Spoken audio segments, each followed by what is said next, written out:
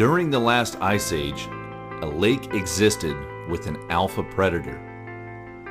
As Lake Lahontan diminished, it left behind a rare species of trout that is native to only a few remnants of what once was one of North America's largest bodies of water. Today, Pyramid Lake is home for these fish that still carry the name of the lake that they once inhabited in massive numbers. Join us as we head to Nevada in search of Lahontan cutthroat trout right now on Day One Outdoors.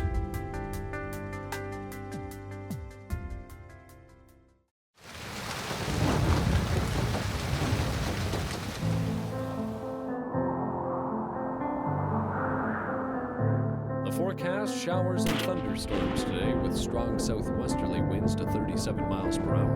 It's a numbers game, especially for the situation that we're in. We're coming off of a high water event here 48 hours ago. The outdoors is not a hobby. It's not our passion. It is our way of life. We make the perfect cast, slow our breathing to execute a perfect shot, spend hours researching locations and techniques. Regardless of effort, we fail. This series is not about incredible bites or trophy animals. Our goal here at Day One Outdoors is to educate our viewers utilizing new technology to offer a different perspective. Watch as we research new areas, plan out the day, and adjust to changing conditions. If not for other experienced outdoorsmen teaching me along the way, I wouldn't have this life. I owe it to them to pass this knowledge along. I owe it to you. Join us here on Day One Outdoors, and let's learn how to become more successful in the field and on the water from day one.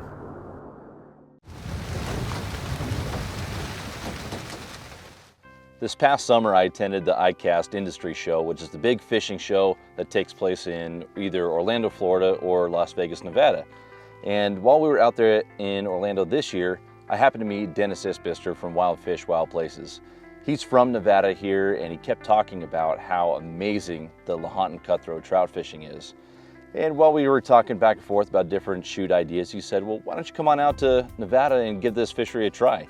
Fishing is just something that gets in you. It just gets in you, and you either have it or you don't. And fishing has just always been one of those things for me where I've got to have it, I've got to fish, and I'm doing everything I can all the time just to get to go fishing again, hence being in the business, I guess. Our show, Wild Fish, Wild Places, focuses on the travel and adventure aspect of fishing.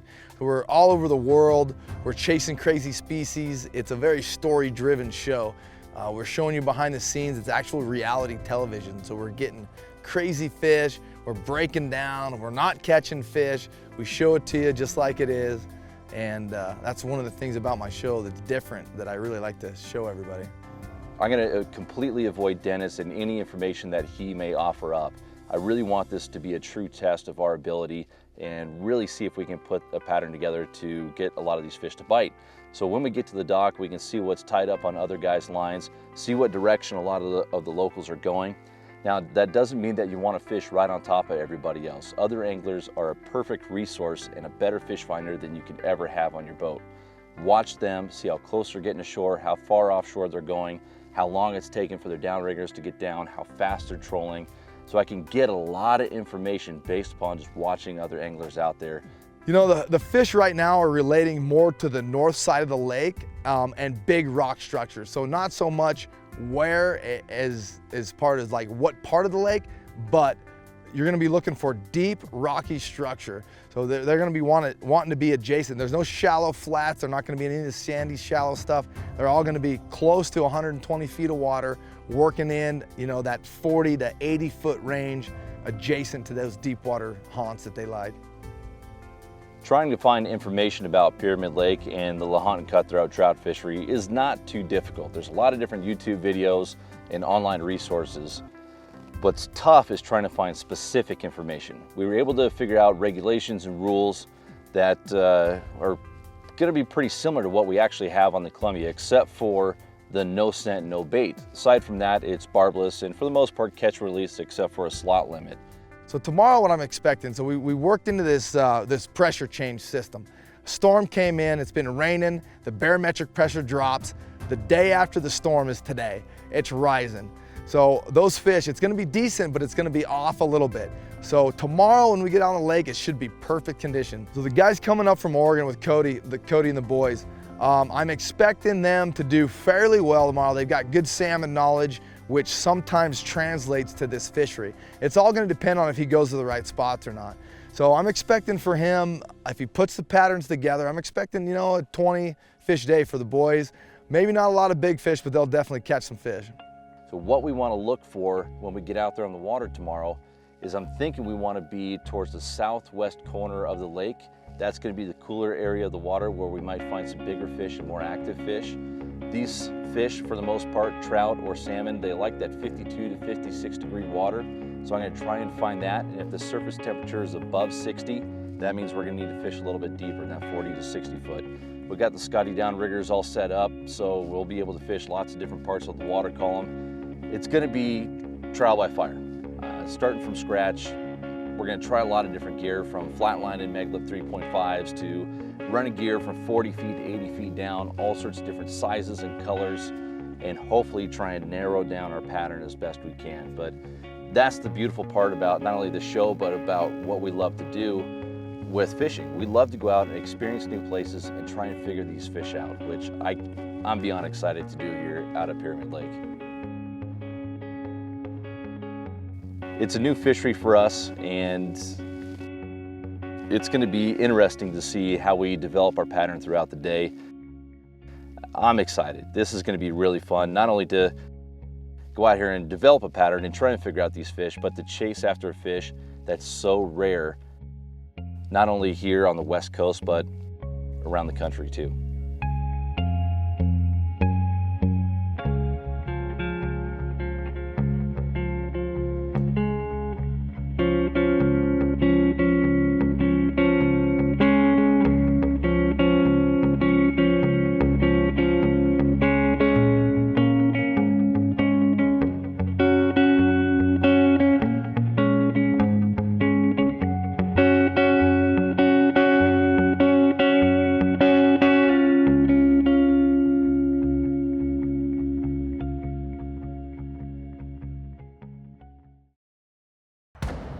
Fishfield is your one-stop shop online for the gear you need here in the Pacific Northwest and beyond. From salmon and steelhead, saltwater, trout and kokanee, even crabbing. Visit fishfield.com today to place an order with no sales tax and have the gear you need shipped fast. Fishfield.com, we have what the Northwest outdoorsman needs. Every once in a while, a new lure comes along that catches every angler's attention. It could be because of all the irresistible colors and finishes, or the patented skip beat action. Or maybe it's the wide variety of sizes designed for salmon, trout, walleye, steelhead, mackinaw, and more. But just for the record, we know one thing for certain. We didn't design the Maglip to catch fishermen. Yakima Bait Company.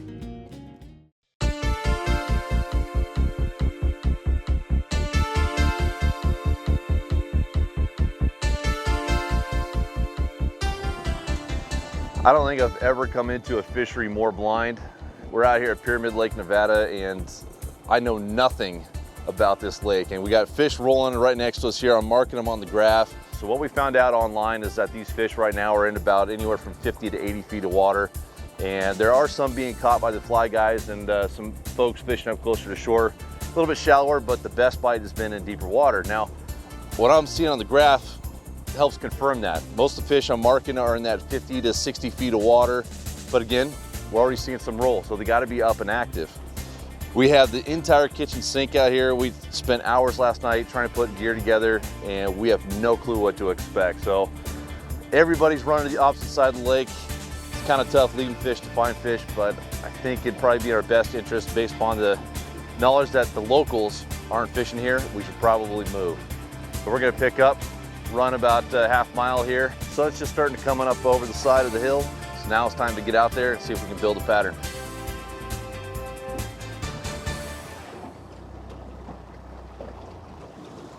We just stopped in this spot. These fish, a place called Shot Dog off these rocks here. Fish have been hammered in here for the last month and a half. So we're running spoons. The majority of the bigger fish have been down about 70, 80 feet. So I'm running some Sierra spoons. I'm gonna run a dark one. We got dark conditions. I got a bleeding black on one. I'm running this hammered nickel on the other one.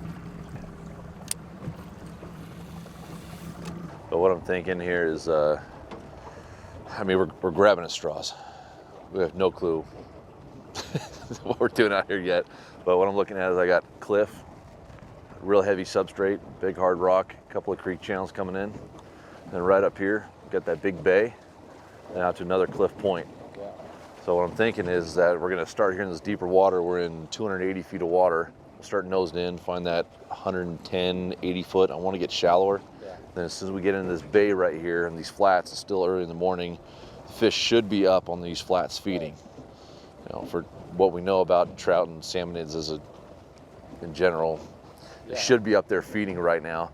And so if we catch this edge of this cliff, hit up that spawning bay where a couple creek channels are coming in, should be a lot of bait up in there, and hopefully the fish are too. So let's just work this inside little cove and figure it out. Start from scratch. Yeah. All right, I'm gonna nose in. I'm gonna find that depth contour first. I want to find shallow water.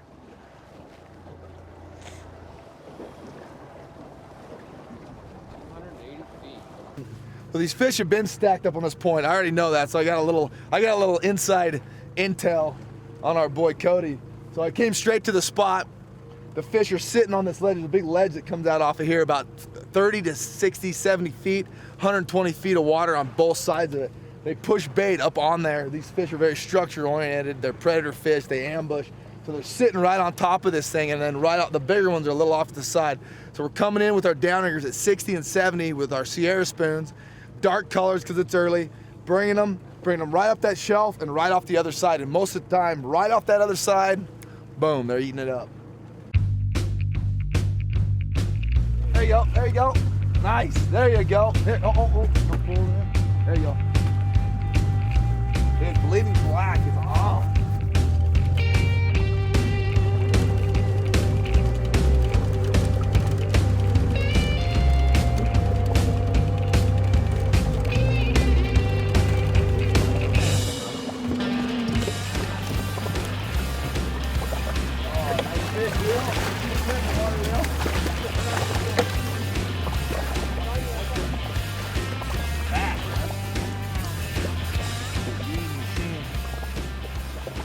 See, we've got a Lahontan cutthroat trout.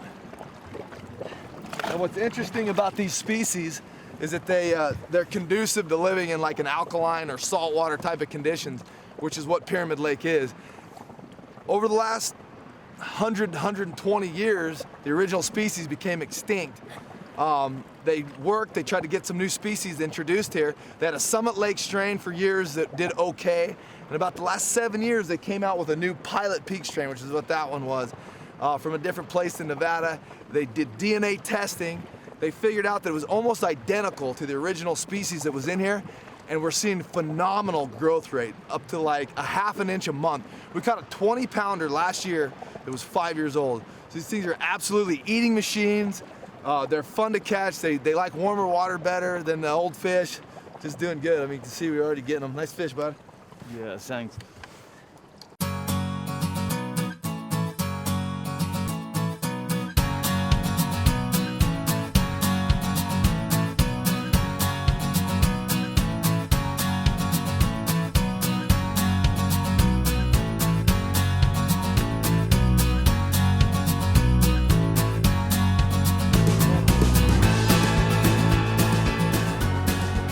This morning's been an absolute joke.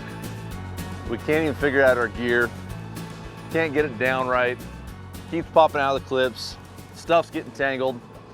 We just came in a little bit shallower, and I hit a hump. It went from 150 feet up into about 60 feet. I gunned the motor, made sure our downriggers didn't get caught up on it. This rod here was the one that has that lake troll with the size 5 FST that I taped up. And it was back there about 75 feet was my setback off the downrigger ball. So as soon as I slowed down, this probably settled right down on it. And we got our first fish of the trip. Steve's gonna net it here. There you go, a little bit tangled up here. Let's get that undone. Let's see if we can bring it around on this side over here. There it is. My very first Lahontan cutthroat trout. We have no clue what we're doing out here. But hey, we got one done. And this has got to be just absolute beautiful fish. And Steve's actually hooked up right now. So I'm gonna let this guy go. It looks like he's got a better one on.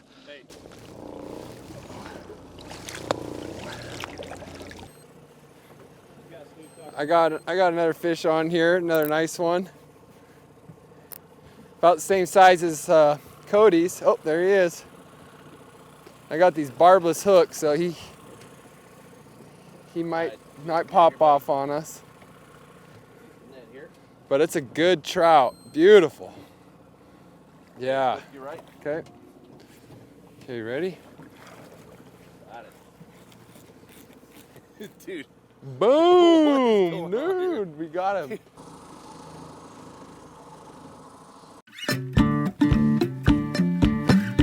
Okay, I'm gonna let this guy go. It is a fin-clipped fish. You can see the adipose has been snipped off. We're just gonna release this one, and there he goes. Nice work, Cody. So, pattern, right? Yes. So what do we catch them both on? Depth of water, we're in 80 to 100. Yep. And we Profile. both caught them on a flasher and a spoon. Yep. I had that lake troll with the size 5 FST Yep. that looks like a tui chub. Yep. You had the fish flash and the red, green, and chartreuse. Yep. With a smaller spoon in behind it. So I think that's pretty close to building a pattern real fast. I think we're on to something. So we need flash and we need a wobbling spoon. Yeah, and the profile was about 3 inches. Both of our spoons were 3 inches. You customized yours a little bit, you know, to kind of match the hatch. The size difference between our two spoons, yours is about half that size. Exactly. And I painted mine up that gold, silver, and black because these fish are feeding on the tui chubs. And that was the first one to go off. well, and when we did our research online, a lot of these guys were saying that they're catching them on spoons. Yeah. And they're catching them on U20 flatfish. So we put this guy down. We got a couple of lines that are a bit shallower with the plugs on, but it seems like that 50 to 60 feet of water with a lot of flash. I mean, look at that lake troll. They can't ignore that. I know it. That's perfect. And then just 4 feet behind that. When you were setting that up last night, I knew that was going to be. I didn't. I think it looks just hideous. Hey, but I like it. Fish do too. I'm getting do it back too. down there, It's man. Fishy. It's fish.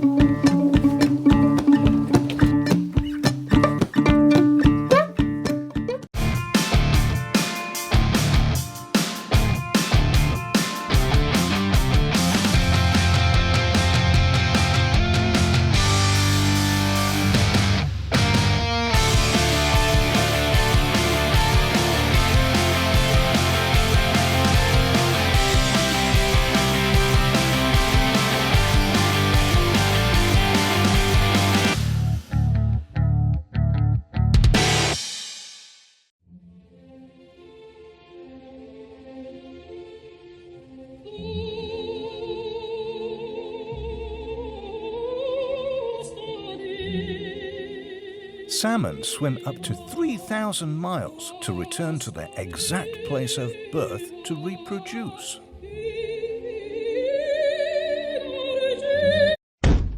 Well, most of the time.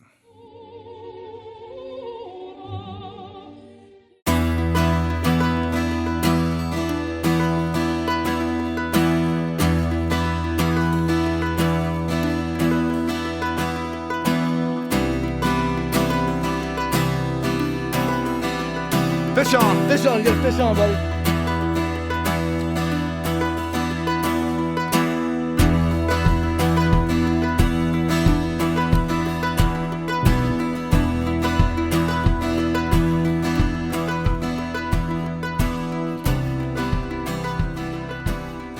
I just had a bite, brought it up, missed it, and I looked back and my other rod was getting bit, so Steve jumped on it. I was on that big spoon again.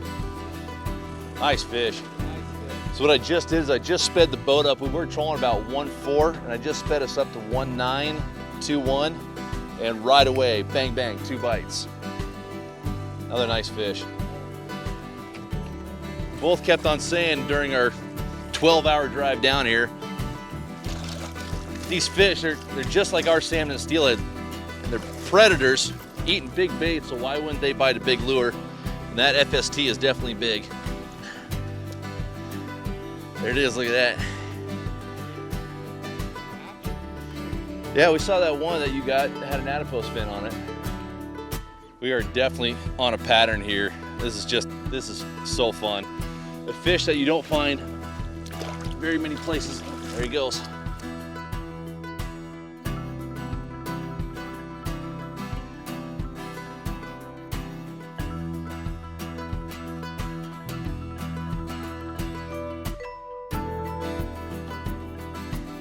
My God, guy's on fire.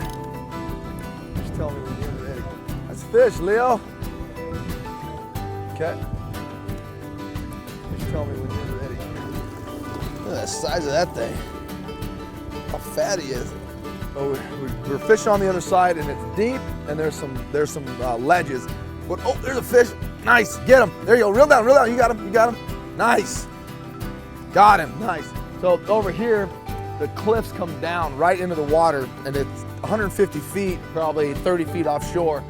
But what happens when you get it tight like this, I try to get it close and work these ledges. It can go from 80 to 40 in a matter of seconds, so you gotta be on your down or on your depth all the time. But this is what happens when you do it right. Shaking its head.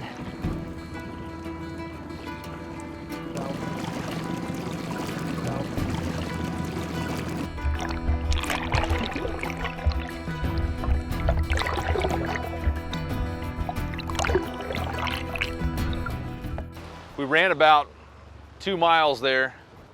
Again, it's a huge lake. I had no idea the lake was going to be this big, and we were searching for some sort of different structure, different bait. We're standing here against the eastern shoreline where the wind's kind of blowing up against it. We came along this cliff wall and decided to slow down because we saw 4 or 5 boats right here and behind us. And the second I slowed down and started taking a look at the graph, even though we're in 200, 250 feet of water, we started marking fish between 50 and 100 feet down in the water column. So it's looking really promising. We're getting back here towards this point. We're gonna spin around, go back up through where we marked them about 60 feet off the shoreline. So we should find them here. We're just now seeing Dennis and his crew, and our plan for today was I did not want to know where he was going or any additional information. I really, truly wanted to come into this fishery blind. Yeah, I don't think this is the right spot. You got one back there.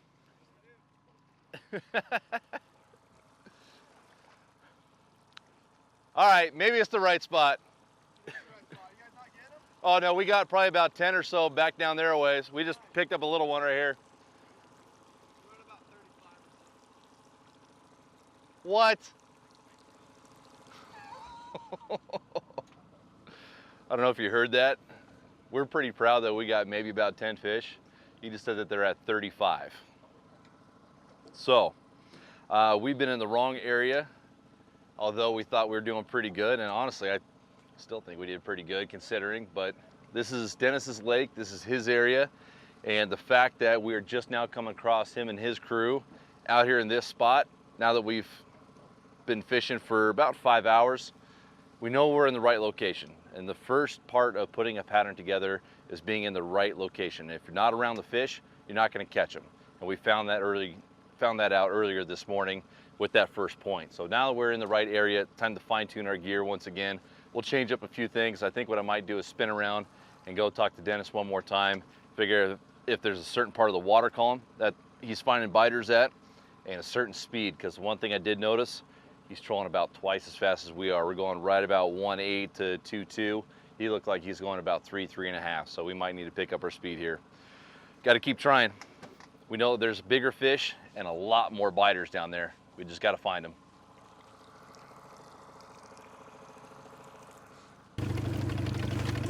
They change as the light changes.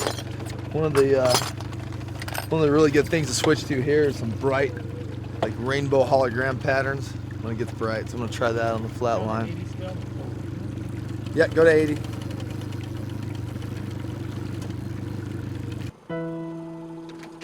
We're gonna go ahead and pick up and move. This morning we saw just a ton of bait right there next to the ramp. We're marking fish here and there, but we're really not getting bit consistently. So we're gonna, again, explore the lake. It's beautiful out here. It's high noon and not a ripple of wind anywhere. So I can't believe that I got a fish on. So what I did is I just popped it out of the clip to move, and it started floating up through the water column. It just ate it right there. Hey, sometimes you just need to get lucky. There he is. That's beautiful colors. Look at that little gold iridescent to him. Definitely tell it's fall time. Get him in here and that water going through his gills again. As the sun began to set here at Pyramid Lake, Steve and I both were encouraged by the day's success and excited to have caught our first Lahontan cutthroat trout. Yet, it was clear we still had much to learn about targeting these fish. Time to head back, regroup, and learn from Dennis how to find consistent action on his home waters.